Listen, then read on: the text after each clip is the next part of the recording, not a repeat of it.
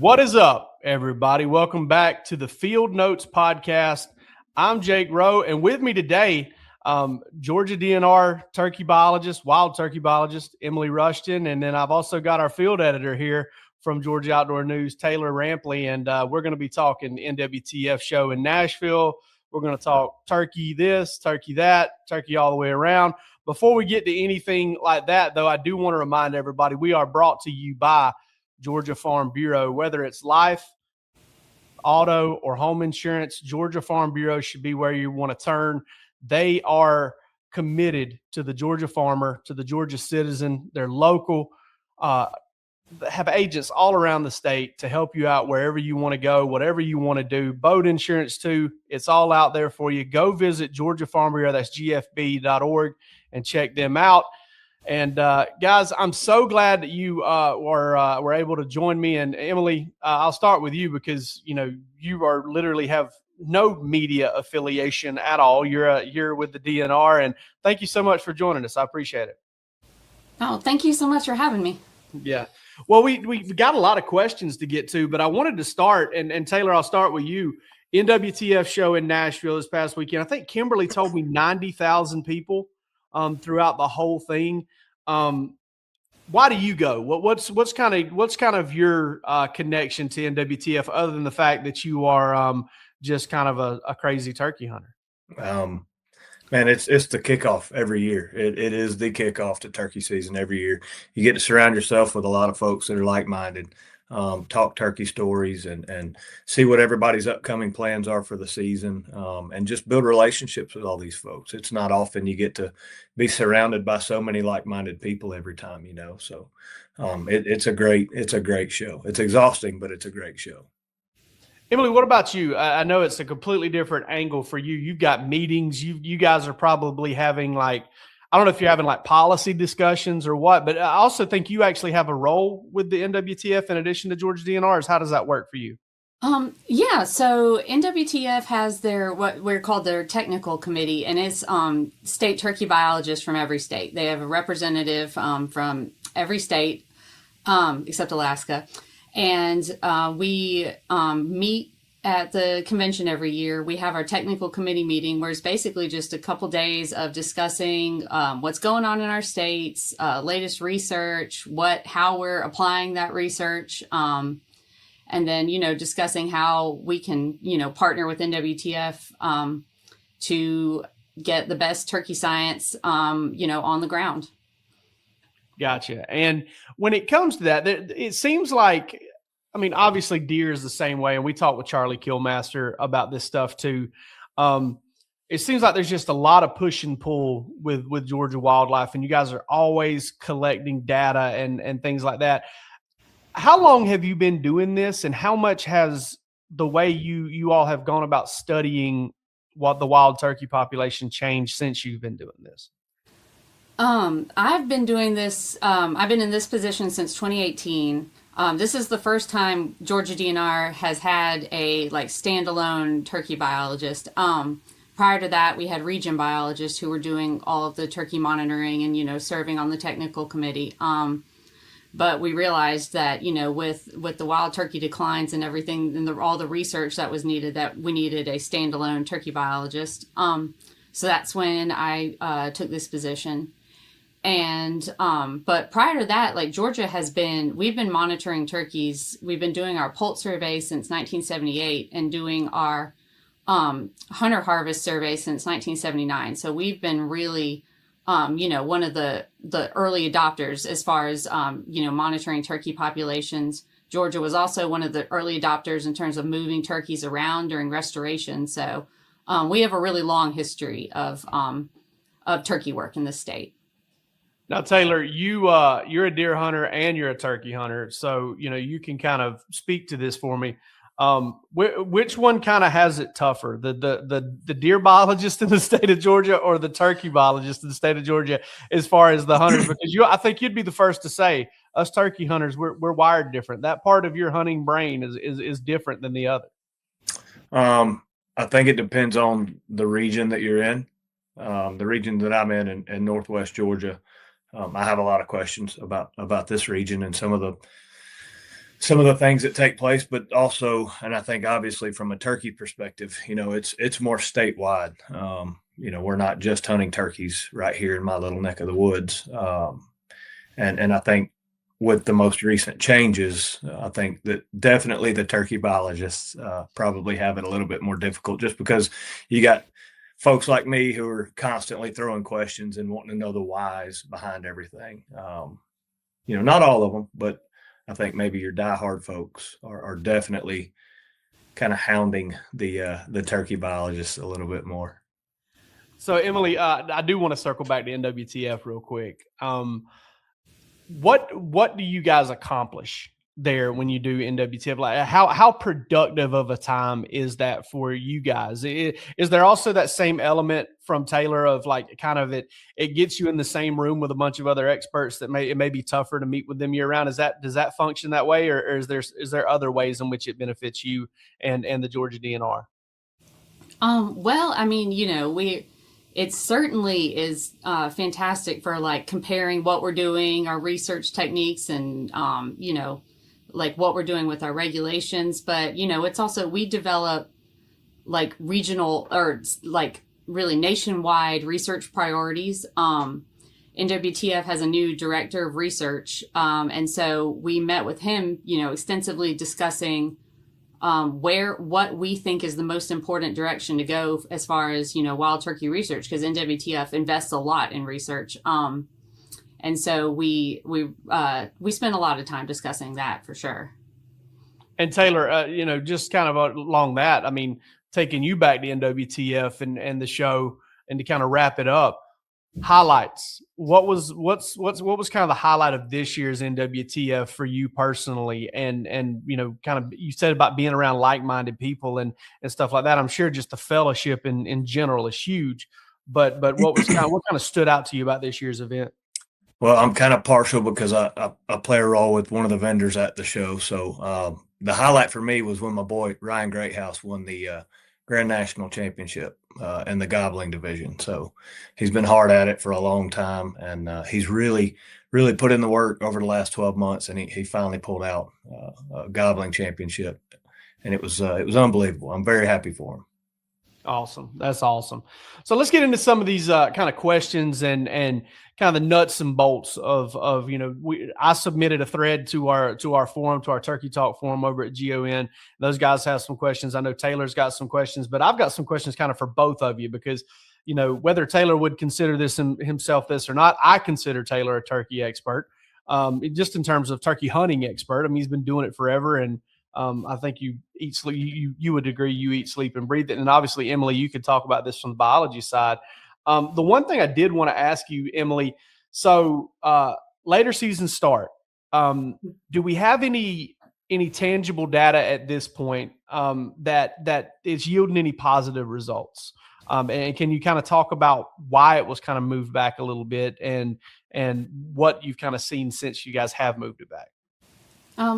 Yeah, so with, I guess I'll give a little bit of history. In 2021, we had been getting a lot of turkey hunters, they're very in tune to what the population's doing, looking at the size of flocks during the fall, and then hearing gobbling in the spring, and then they also, observe poults for us in the summer. So they know what the population's doing, and they had been rightfully concerned for a while. So, when, about the population statewide, and whenever we do regulation, like a statewide major change like that, like we did with turkeys, we survey hunters, and then we also look at obviously the best available science. And so turkey hunters were telling us they wanted to see a change. So something that state biologists had seen all across the Southeast was that our timing of our seasons were not lining up with when hens were nesting. So wild turkey is the only, upland bird that we hunt during its breeding season. And it's really unique that we hunt, gobblers that are actively breeding. And so the idea is that we did some gobbling chronology studies that showed basically when hunters enter the woods, particularly on public land, like the gobbling shuts down. the gobbling really quiets down. Their activity is lessened a lot. And so we look at this gobbling activity and we're like, it's got to have an impact on nesting. So, we really thought that we're just disrupting nesting. Birds are not actually incubating their nests until mid-April. So they're still actively breeding during the first month of the season. So the thought was that if we move the season back a couple weeks closer to when those hens are already on the nest, because hens, while they're laying eggs, they'll still be breeding with multiple males. And so we thought, well, if we move the season back, we will give those gobblers more time to breed these hens, and hopefully that'll translate into more poults on the ground, more nest success. So we bumped the season back, and then we also implemented a 1 turkey a day bag limit, as well as a 1 turkey per WMA. So if you're hunting on 1 WMA and you harvest a bird, you're going to have to move to a different WMA. And that was to sort of lessen some of that pressure on our wildlife management areas, on our public lands. Like I said, when we're monitoring this gobbling activity, the presence of all these hunters in the woods has really, it definitely has an effect on these birds. So by doing the combination of all these things would just decrease harvest pressure and hopefully end up with more poults on the ground. And what we've seen the past few years is that our poults per hen, we actually have had a few really good years for poult production. I'm not going to say, I'm a scientist, so I rarely say that, this causes this. It's not necessarily cause and effect. We have had some years with, good weather for these birds. But with we've had 2 years since then where we've had 1.8 poults per hen, which that's like the magic number. We want to be as close to 2 poults per hen as possible, because that's when a population is sustaining itself. And really, since we bottomed out, we've averaged at about 1.5. So to have a couple years of 1.8 statewide has been really good. In addition to that, we've also seen an uptick in harvest rate, which is like the average number of turkeys harvested per hunter. And that could be because, a lot of our more casual turkey hunters, now that we've implemented stricter regulations, aren't turkey hunting as much anymore. But, again, I've been seeing these are positive trends. What is that season moving back like that for you, Taylor? I mean, you go way back. I think you told me you were a kid. How old were you when you first started turkey hunting? 12 years old. Yeah. So, I mean, you certainly go back to before 2021 when those moved back. How was that move back translated for you as a hunter? I mean, it stinks. I'm not going to lie about it. It definitely stinks, because it takes that extra opportunity away from me from an already short season. But the folks that I surround myself with, we're going to adapt. Good turkey hunters adapt, and they figure out ways to still try to get out and hunt as often as possible. It's as long as positive things data wise are being done, it's hard to argue about it, because it's a resource that we want to protect so much, but at the same time, we want to be able to harvest those animals. And so I think, Emily, you and I were talking kind of off camera. It seems that it's kind of turned into a quality type thing instead of a quantity type thing. And I mean, of course, turkey hunters want the opportunities as much as they can. So that's kind of where I'm at. Yeah. And I just want to say too, that like, we don't take any loss of opportunity lightly. Like that's, we want to maximize opportunity for hunters, for all of our species, as much as we can, and still sustainably manage, the wildlife populations. So that's not something we take lightly. We definitely want to ensure that we did it to ensure that we still have turkeys to hunt. We looked at say bobwhite quail. We don't want turkeys to go the way of quail, where you only have them on, large plantations, and not all across the state like they have been. Right. Absolutely. I do have one quick question for you, Emily. And has the state ever thought about potentially breaking up into regions or zones? For example, right now we get the 2 turkeys. Has the state ever thought about maybe breaking it up and saying, okay, you get 2 turkeys in the north zone and 1 in the southern zone, or maybe implement like they do with the deer hunting. A lot of these WMAs, you can go hunt them. It's a sign-in bonus hunt, and so you don't have to tag those animals that you kill on the bonus hunts. They don't go towards your regular state tags. Has the state ever thought about doing anything like that? No, we generally try to keep our regulations as simple as possible, while still, doing the right thing in terms of what the science says. But, as far as splitting the state up, we don't really want to do that because, what we've seen for the timing of nesting, it doesn't really change all that much from North to South Georgia. I mean, it's as hard as that is to believe. We've looked at turkeys, in North Central Georgia and then down all the way down South Georgia, and even some studies in South Carolina looked at turkey breeding too, and North Carolina, excuse me, and they found, they're all breeding within a few days of each other. So splitting the state up into different season, like timing wise, it wouldn't really change that much in terms of when the birds are gobbling. Gotcha. Based on your research, this may be a dumb question, and I'm good at those.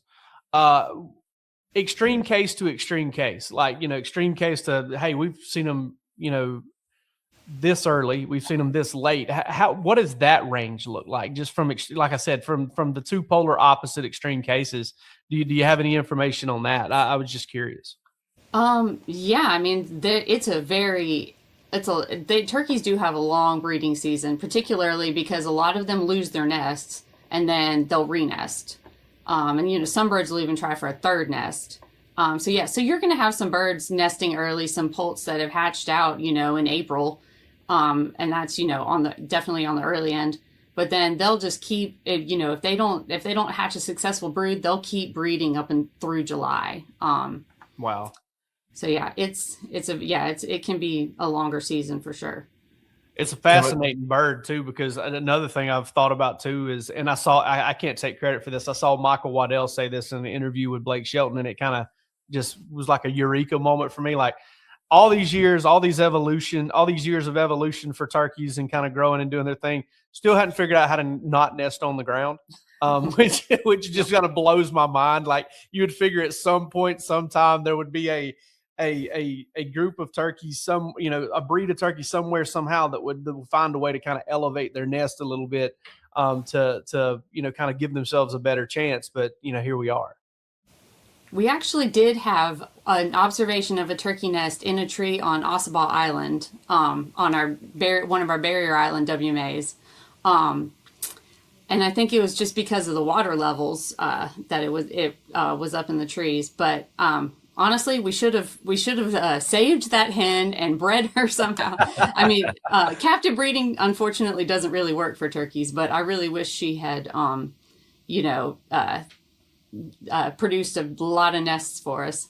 Yeah, it seems like if they could figure out how to nest in trees, that the turkey population would absolutely boom. Like it would go bananas. Because obviously we talked about this, I believe, Taylor, when you came on the podcast a few months ago. From the time that egg is laid, something's trying to eat it, something's trying to kill it, something's trying to put an end to it, and that's the bird you all have to try and find a way to keep alive so you can hunt. So there's just a lot of factors working against it. I think the protection of the hen in general sometimes gets overlooked, because without the hen, the poults, the eggs don't stand a chance. So the hen, in my opinion, is of the utmost importance. Gotcha. So moving on to Emily, to another question I had for you. Sorry. Any plans to kind of match the public land date, or any thoughts about moving the public land date and matching it with the private land date? That was a question we got from a man affectionately known as Swamp Rat on our on our forum. Like I said earlier, we do want our regulations as simple as possible. And having different opening dates for different land types is not ideal. Honestly, I don't foresee moving the public land date up, like back to match the private land date. I would, personally, I would take a more conservative approach and move the private land date further back, but I don't see either one of those happening right now. Just because, it was, 30 years before we made a statewide change for turkeys, and I don't think we're going to make another one soon. So we're going to stick this out for a while. And I don't, we're still pretty far away from when the hens are all incubating their nests. So, we're like starting the first Saturday in April is still 2 or 3 weeks away from peak nesting. So I don't foresee us going back to a month before peak nesting. Gotcha. Taylor, you got another question for Emily? I know you said you had a couple for her. I didn't know if you had anything else you wanted to kind of dig in on. So I think that kind of answered a little bit of my question, but is there any chance that we'll ever see the season pushed back earlier to what it used to be? And is there any chance, based off of the data that you guys have compiled, that we will ever have that third turkey given back?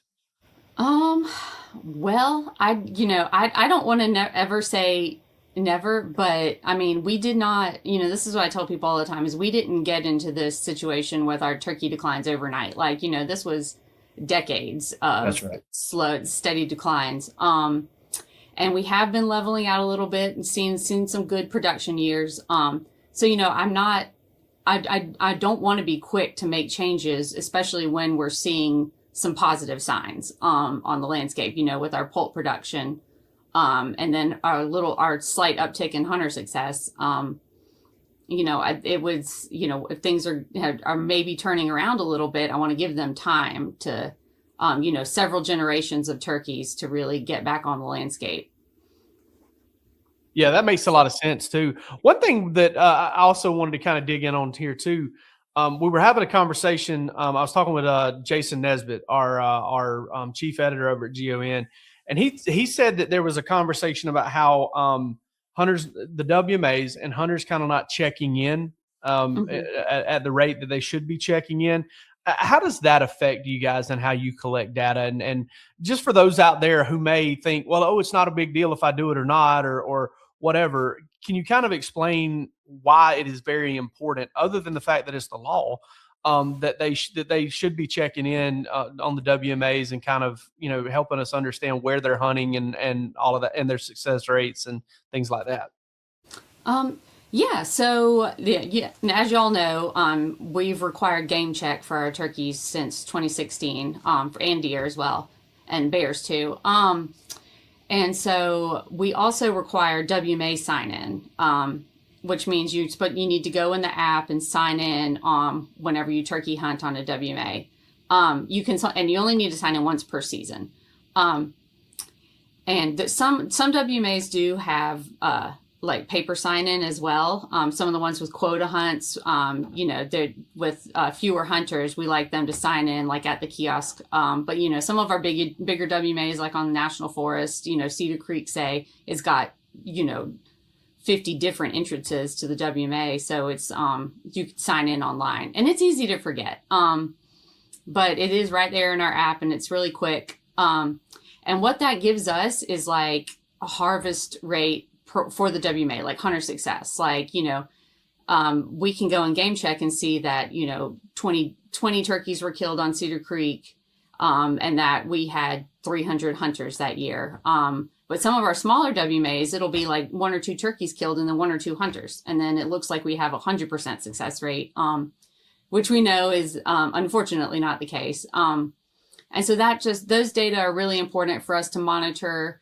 whether we need to implement a quota on a WMA, if it's getting really high pressure, or we want to bump up that hunter success a little bit by having a more quality hunt through a quota, or something like that. So that was what the discussion was. Gotcha.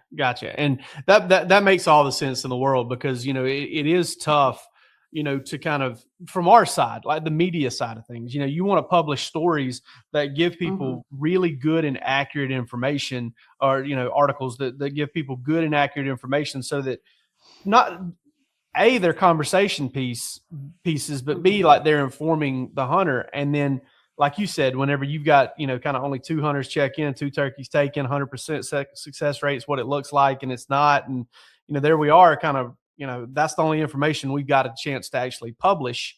And Mm-hmm. it's fool's gold. I mean, it's not good for anybody to not have the right information as far as what goes out there.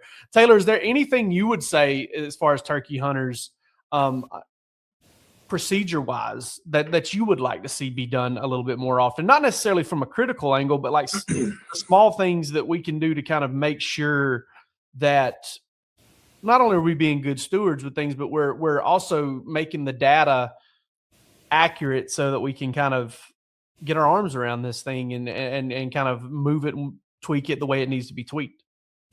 I think first and foremost, hunters need to do the right thing. And most hunters know what that right thing is. Just because we've talked about this before, Jake, I'm just because it's legal doesn't always mean it's right. And different hunting practices. There's a moral compass that us as hunters need to follow, and we're responsible for that, right? And so when we are teaching others about hunting tactics and kind of the history and heritage behind turkey hunting, we need to make sure that we're giving these new hunters sound information. Just because, I was having a conversation with a buddy the other day. We don't need to kill for content. We don't need to kill just to kill.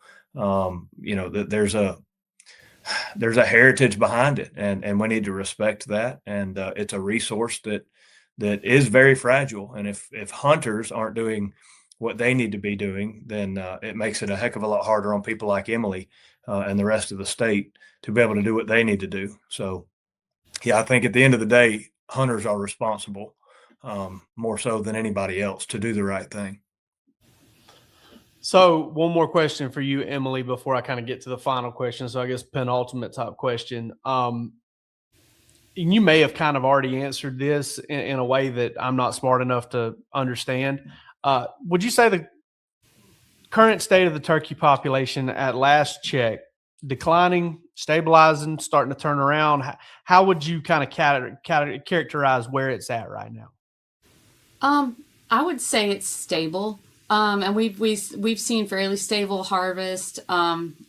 We estimate harvest after the end of the season with a survey of our hunters, and this harvest has been pretty stable. And then poults per hen, like I've mentioned this a bunch of times, that's like the gold standard as far as telling us what our population's doing, and it's been pretty stable after some pretty scary declines. So. I'm hopeful that we're entering a period of stability. Yeah, that will be awesome. I mean, it really would. And, if not to kind of get it to trend upward for a little while so that we can then stabilize exactly where we want it then, and kind of, I feel like part of your job, and you can correct me if this is wrong, but I feel like so much of what you and Charlie and the folks at the DNR do is you try to get things moving.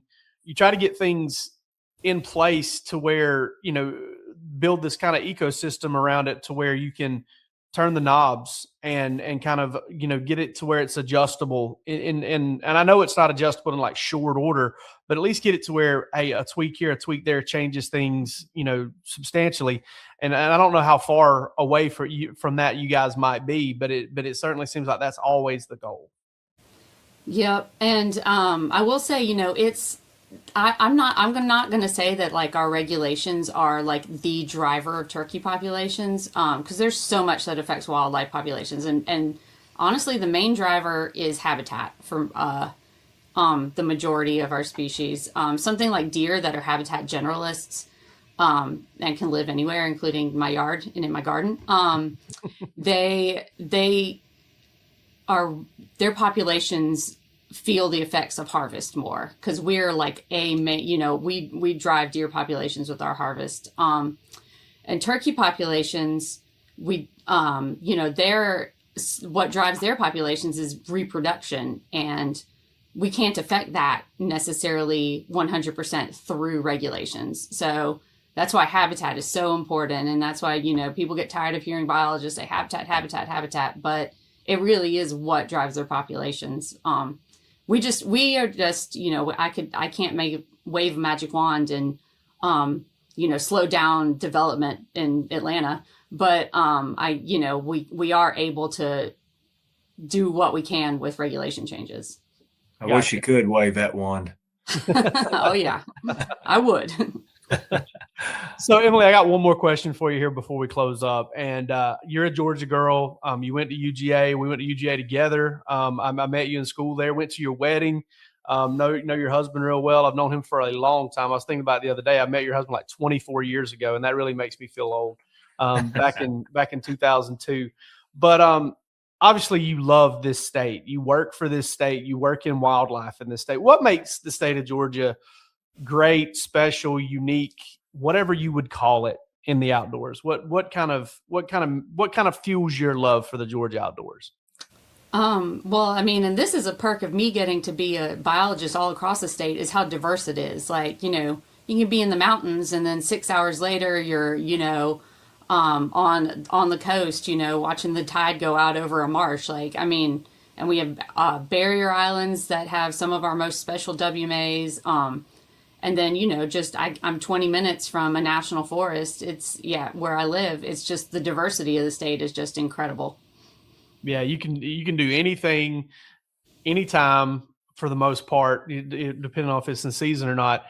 And none of it's easy as far as hunting or anything like that, or even seeing seemingly, but there's just so much different stuff you can enjoy in the state. And it's so funny how everybody's answer kind of almost always funnels right back to that, is how much you can do and how many places you can be, swamps and coast and mountains. I mean, there's just a little bit of everything, and it's really cool.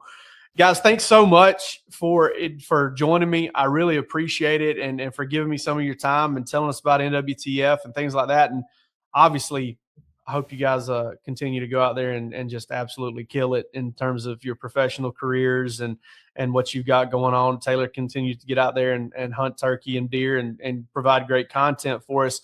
And for everybody else out there, we appreciate you so much. Thank you so much for joining the Field Notes podcast. And we'll be back with you next week. In the meantime, get outdoors, have fun. We'll see you.